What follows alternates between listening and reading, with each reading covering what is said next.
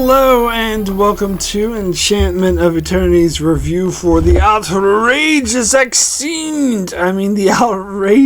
Okona, which is episode 4 of season 2 of Star Trek Next Generation. This video is part of a series of videos where I review every episode of Star Trek The Next Generation, one episode at a time.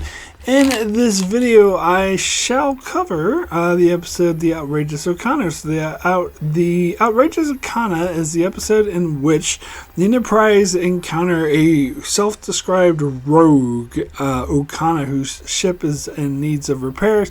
So he comes on the Enterprise where he romances multiple women, but two other ships from neighboring systems who pose absolutely no threat to the Enterprise whatsoever threaten him and are both outraged and demand Okona be turned over to them. One because he claims his daughter was impregnated by Okona, and the other because he claims that Okona stole a diamond and that was very precious to them. And so they're stuck with this tough decision on what to do. Okona decides to just try to run and see what happens, but then after a pep talk from Wesley, he decides to confront the two, and where it's revealed that the son of one of the adversaries was having an affair with the pregnant daughter of the other adversary, and the son had that diamond smuggled on purpose as a wedding gift. And so the two vow to get married, and the two sides make peace, and Okona goes on his merry way. Also didn't touch on the side plot with Data, consulting the comic to find out what humor is. But yeah, that happened too in this episode. Anywho, so I had said before when I covered the battle in season 1 that the battle was the most syndicated episode of Next Generation, that it felt like the most cheesy Syndicated. I now rescind that statement and say the battle is the second most. This one is definitely the most. And as I explained in that video, what I mean by Syndicated is, and you kind of have to see the shows that came out in the 80s and 90s that were syndicated. They were like very cartoonish and cheesy and really of poor quality, and they just had this like ridiculously poor quality to it.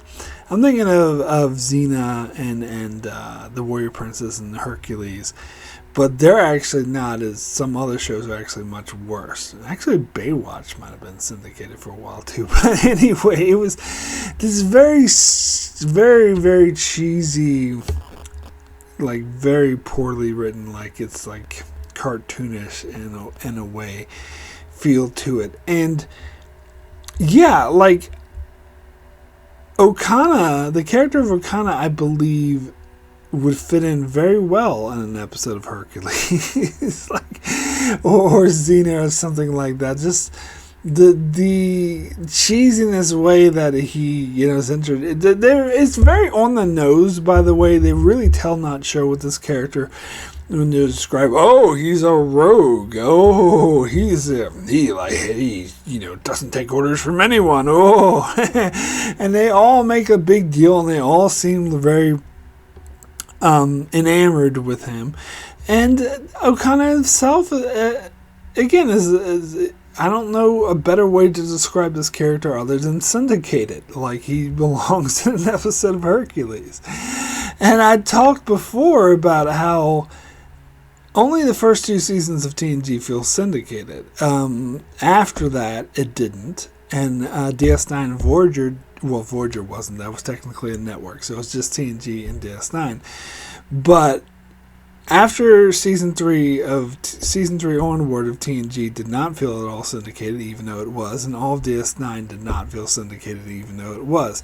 The first 2 seasons did feel syndicated, but some episodes more than others. And as I said, this is probably, I previously said the battle because it had that Frank, you wouldn't die well, Picard, which was pretty damn dumb, but I think this definitely tops it. as the most syndicated episode of TNG. This is the most cheesy, cartoonish. Like, Okona himself is just like such a flat, two-dimensional, not well-written character, where again they try to be quite obvious. So it's like, oh, I'm such a rogue. Look at me, I'm the rogue. And it's alright. Now I gotta talk about the cheesy ass way he romances women. Like, especially that scene when he goes to the transporter. He beams aboard the ship, and all of a sudden Terry Hatcher is there. Usually it's O'Brien, but then just because Okona's there, the hot chick just appears. And the way he goes up and like really try to sleaze us, it's like, oh, what have we here? Oh, look at you. And he gets really close to her. I take credit from a beautiful woman like you. But that reminds me a lot of actually the original series. And that does remind me that in the first two seasons of TNG, they did have a lot of more season 1 and season 2, to be fair, but they did have a lot of original series writers, and Roddenberry was still very heavily involved, which makes a huge difference in them appearing too horny, because that was a Roddenberry thing. And especially the way that Riker comments, he has, talks about sex appeal, and it's like, he has a healthy libido. Like, I don't know, that seems wrong. It seems off. It seems cringy, actually, watching it in modern times. But yeah, it does seem very original series-esque, the way he just like, look, what is this? A beautiful woman. And the fact that he just happens to sleep with 3 or more various women during this brief time on the Enterprise, like, and they portray this like, look at that, what a ladies' man. But yeah, it's I don't know. I don't know. Kind of a horn dog. But then you do buy that he was the one that impregnated. Like, as soon as they revealed that guy was like, he impregnated my daughter. Like, you don't doubt for a second Okona did that based off of, just what they showed so far. So maybe that was part of the point of it, but still.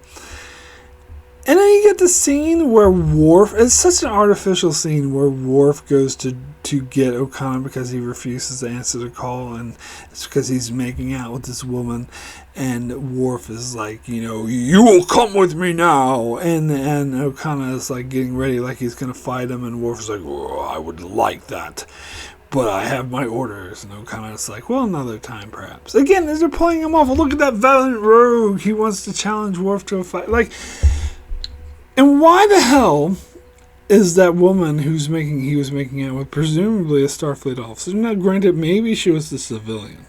We don't know. But because there are civilians on board the Enterprise D, to be fair.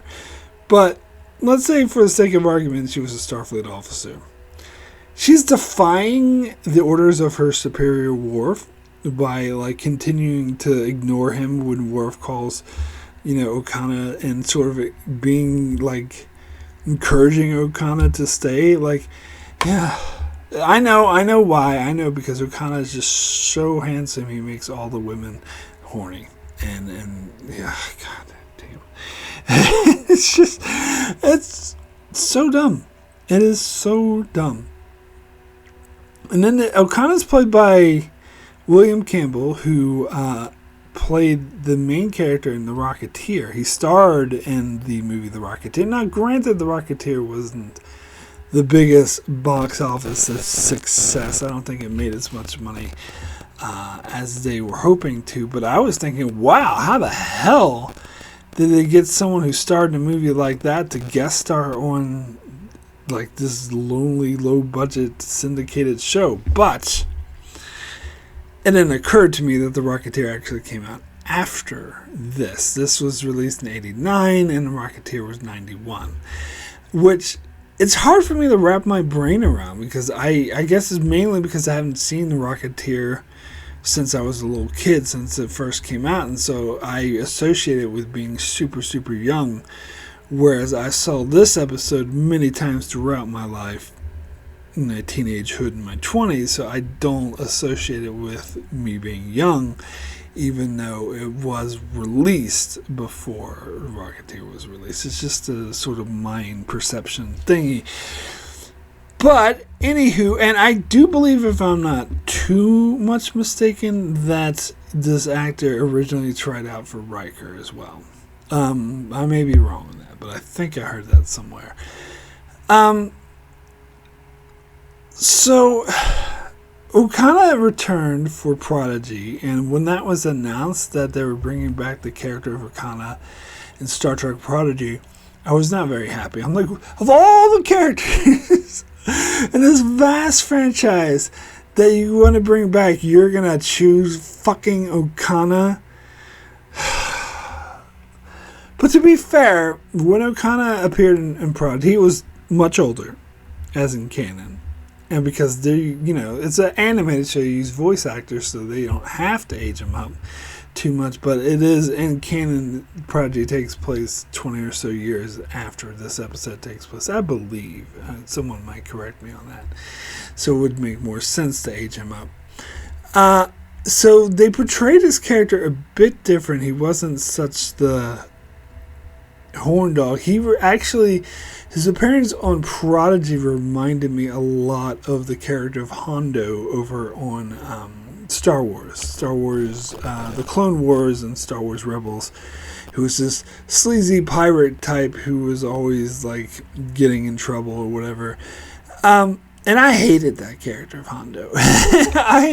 Some people like him, apparently. They kept bringing him back. I didn't mind him as much in Rebels, but I really didn't like him in Clone Wars. He was just oh, my friend! He was just like such an annoying, like, I don't know, I just didn't like him. And so having Okona sort of, I think, was acting a lot like him in Prodigy, and like, he did end up being like betraying them or something like that, and just being very fickle.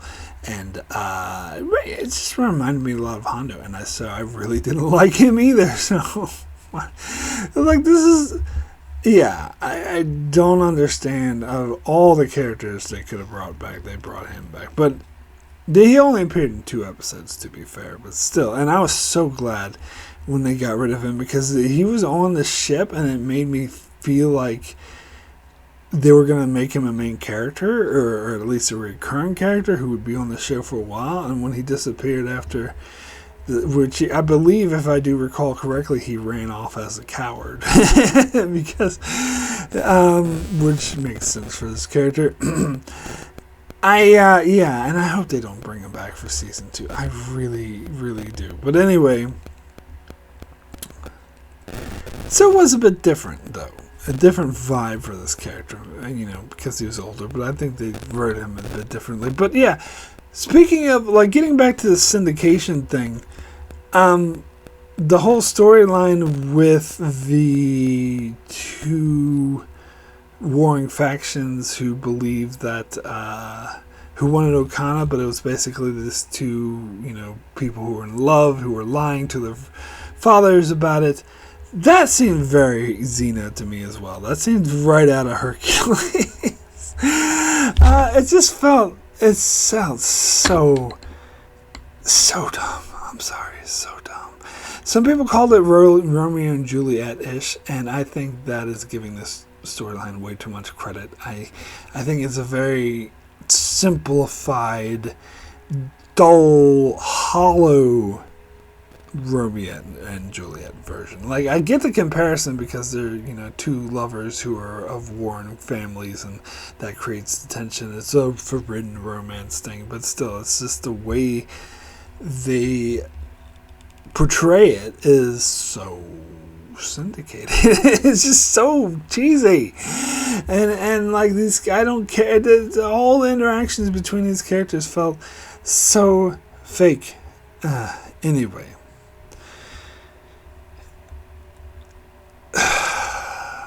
Let's get to the Data storyline, where we get Joe Piscopo, guest starring. Good old Joe Piscopo. And I'm wondering if many of you watching this video even know who Joe Piscopo is. If you're around my age or older, you might. But I don't know. I mainly know him for a comedian who was on Saturday Night Live in the early 80s with Eddie Murphy, before Saturday Night Live got good.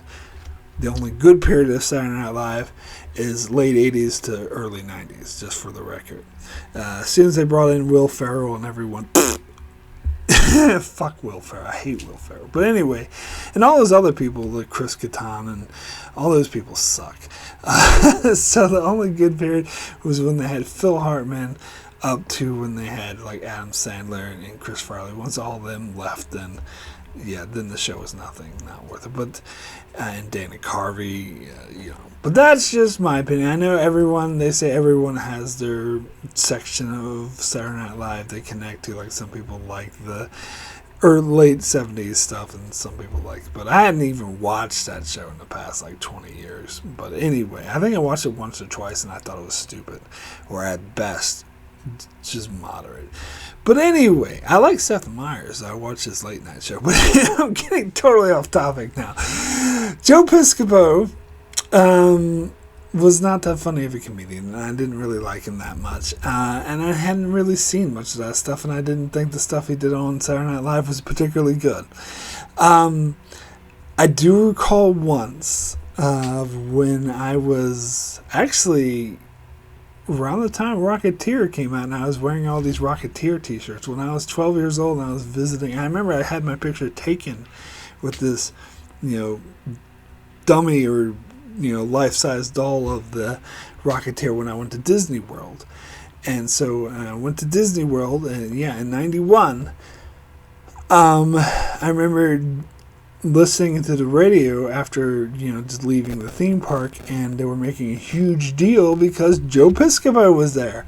At the same time, we were there, and they, one of the radio stations caught up to him and interviewed him and made such a big deal out of it. And I was like, it's weird they made such a big deal out of such a minor celebrity. I suppose in 91 more people cared about him. Definitely than they do now. Like, I doubt many people have even heard of him. But anyway, that's a very long aside to say that he plays a comedian in this episode, and I don't find him particularly funny. And apparently I was just reading that the script for what he was supposed to, the jokes they were supposed to say was terrible.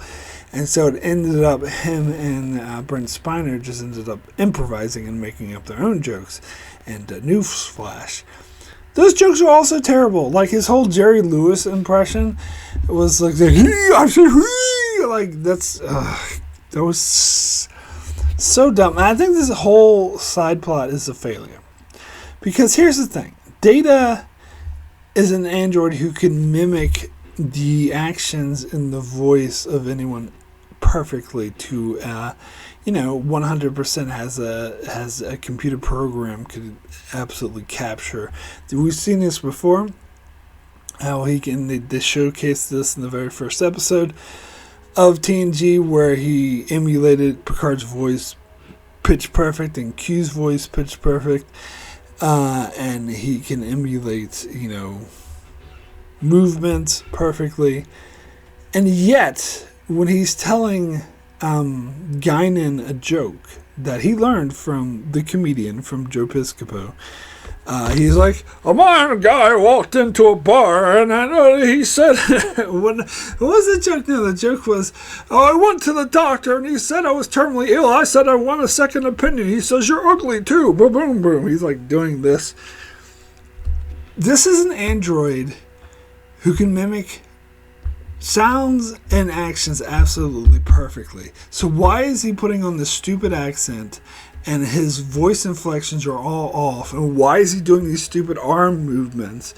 Where if this was true to Data's character, which we do see later on in the show when he does acting, when he does musical performances, when he does art, we can see that he can picture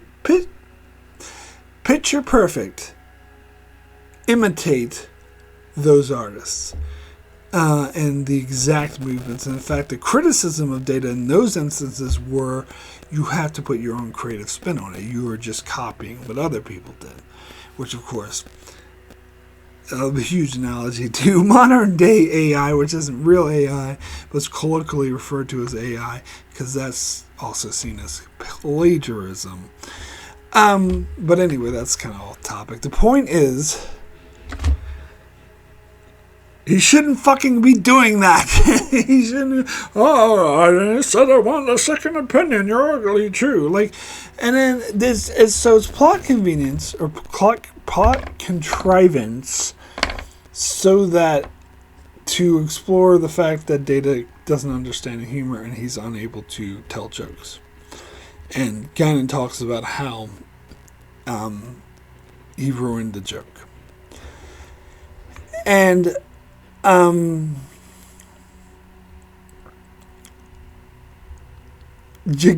then says the thing about because you're a droid and I'm annoyed. And she was like, oh, and Data's like, oh, that was a joke. And she's like, yes, I'm not laughing. Yes! Perhaps the joke was not funny. Oh, the joke was funny. Actually, Guinan, the joke was not funny. You're a droid and I'm annoyed. That's a stupid. I don't even get that. What does that even mean? I'm sorry, Guinan, but your joke actually is not funny. I wouldn't have laughed either, Data. So don't blame poor Data for your terrible joke.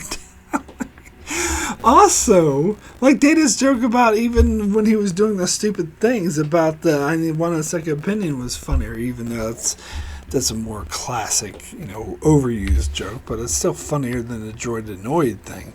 Avoid annoyed. Anyway,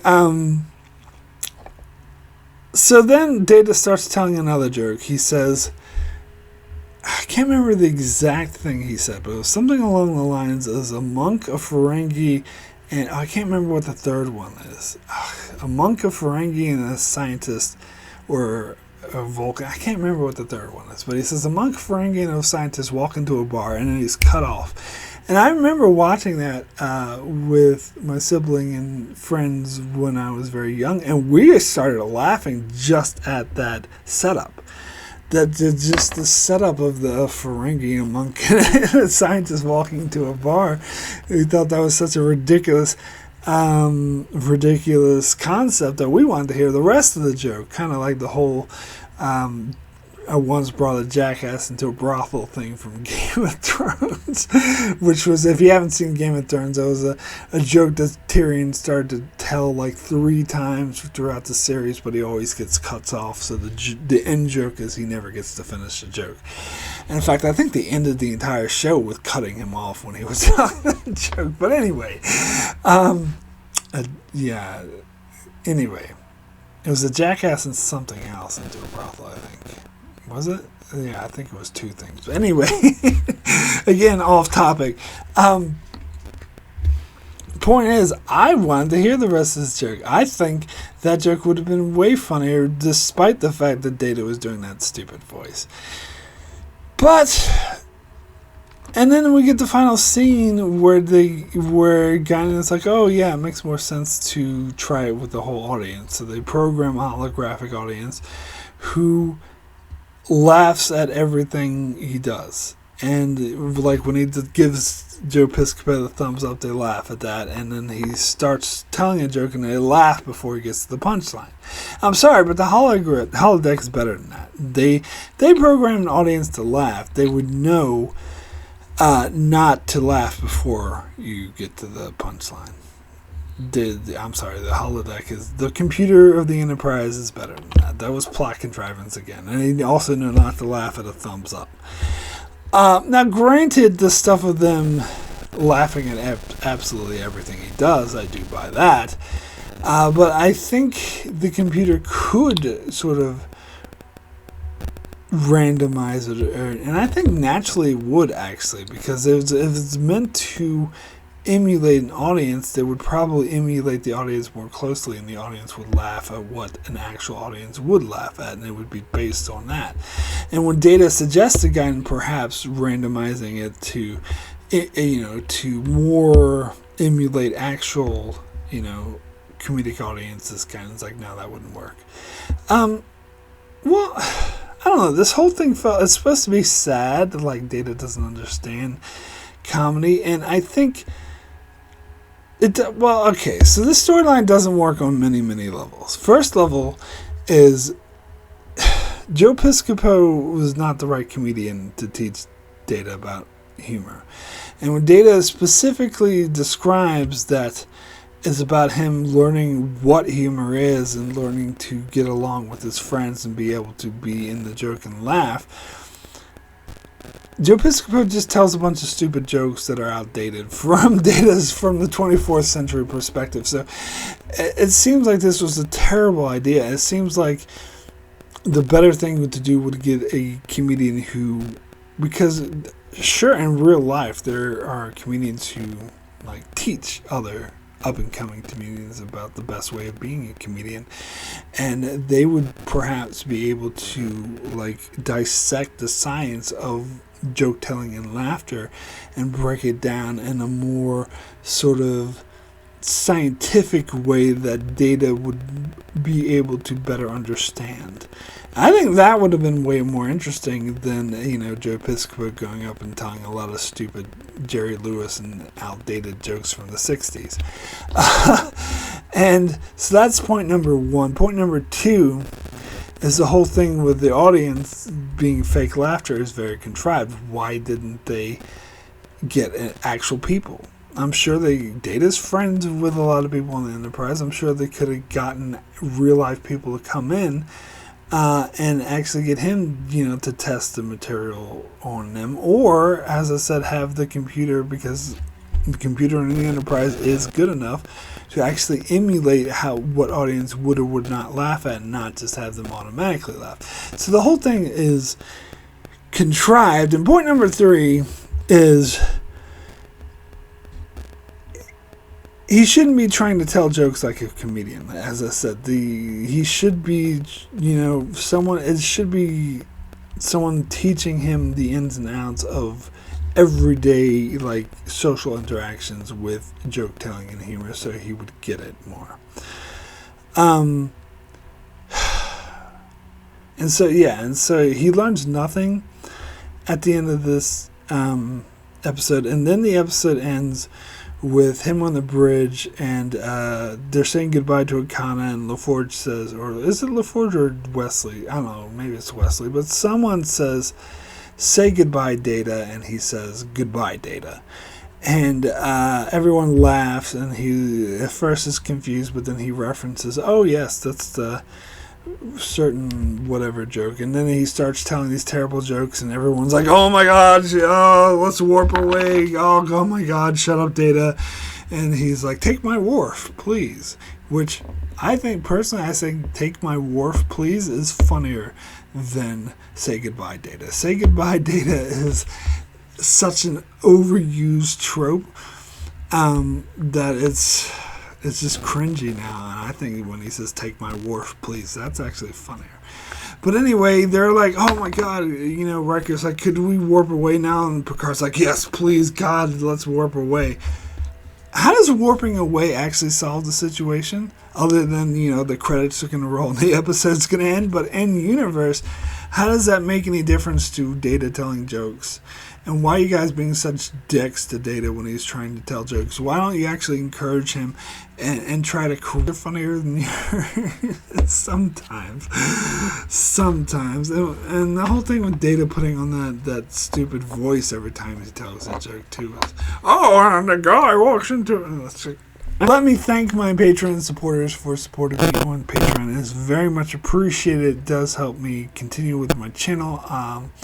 Very humbled by your support. So, hold on. Let me just bring it up. 1 second. I'm not very well prepared this time. But we have Greg Marley, Francisco, Chuck Hooks, Kyrie Zone 91, Anthony D. Benedictus, Ricky, Matty Jester, Joe Lavals, Alessandro Miguelcio, Norman Buckwald, Stephen Kennedy, Brenton Berg, Allison Fordyce, and Brandon Neal Howells.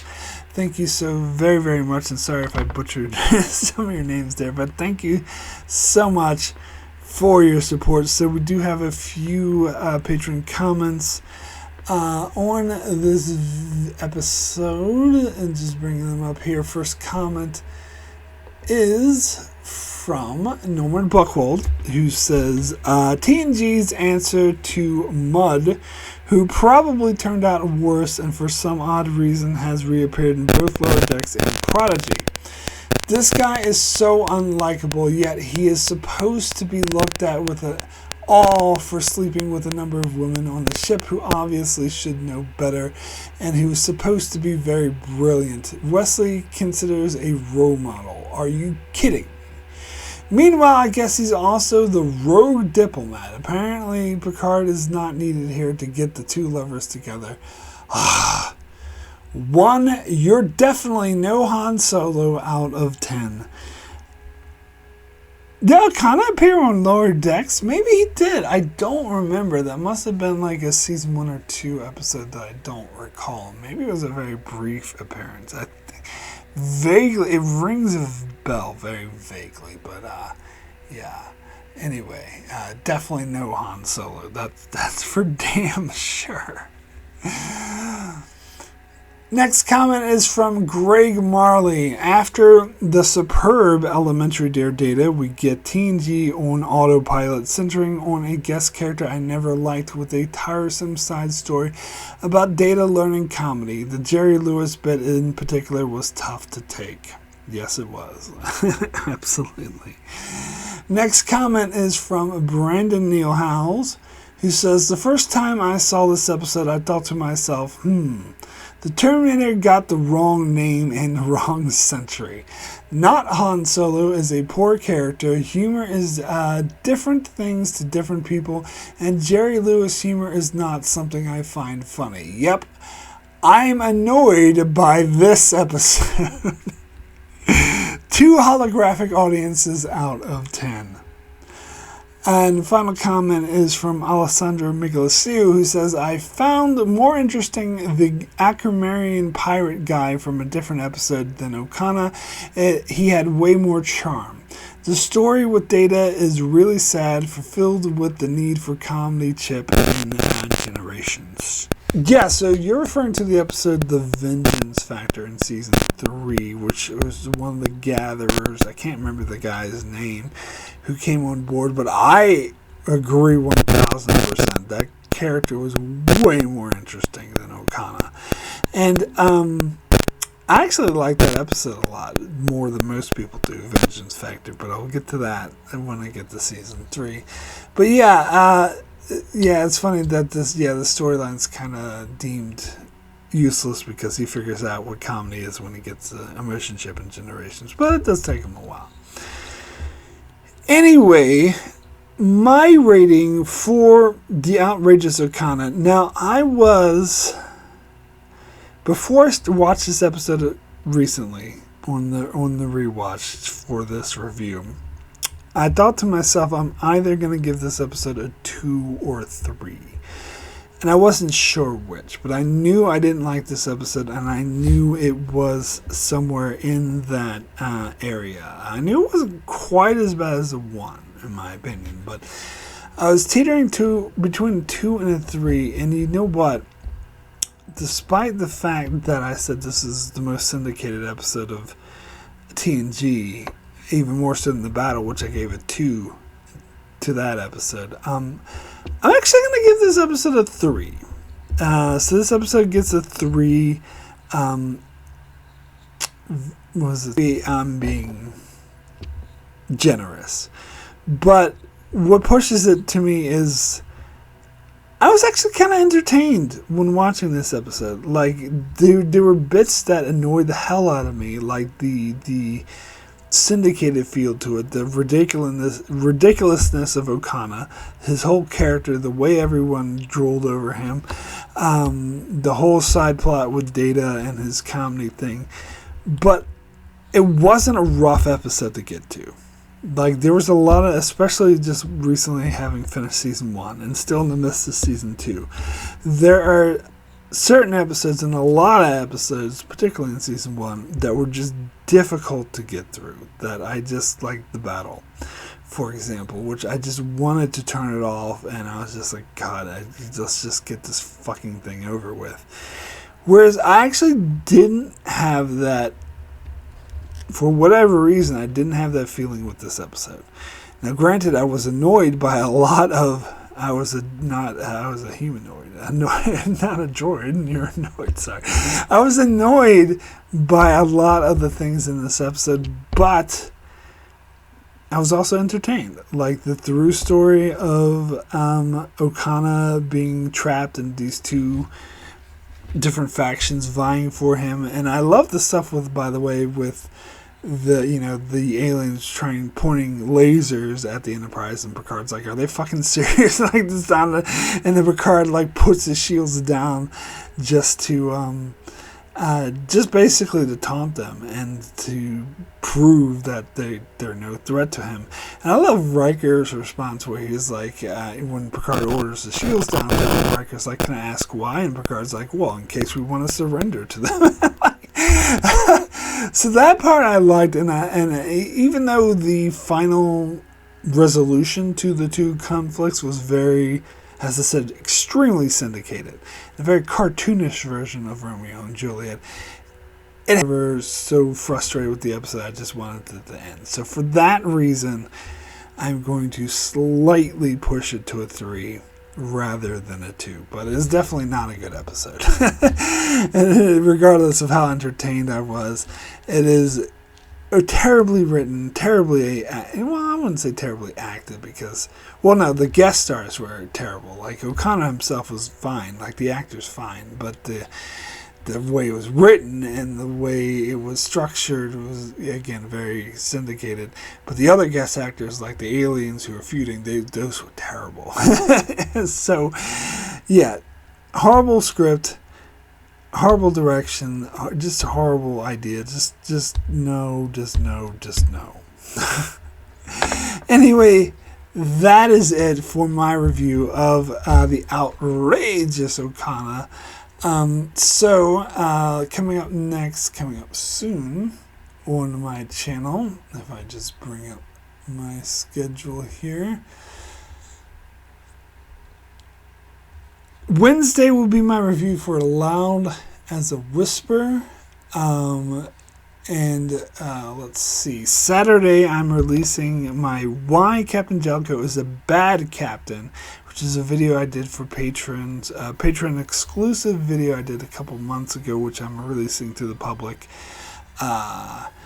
Saturday. That was a video I actually did with my sister Alyssa when we broke down why, regardless of what some people are saying now, why Captain Edward Jellicoe is a terrible captain. So that's coming out Saturday. And then Monday will be my review for the Schizoid Man, which I, in the past, referred to that episode as the Shitzoid Man, and people were like, some people corrected my pronunciation, but I was actually mispronouncing it on purpose because it's a Shitzoid. Get it? A shit episode. Anyway, I'll be covering that episode next Monday as well. So be sure to check out my channel for that, all that, and many more reviews on many other Star Trek videos and many other shows as well. So be sure to subscribe so you can keep up with all of that. And thanks a lot for watching.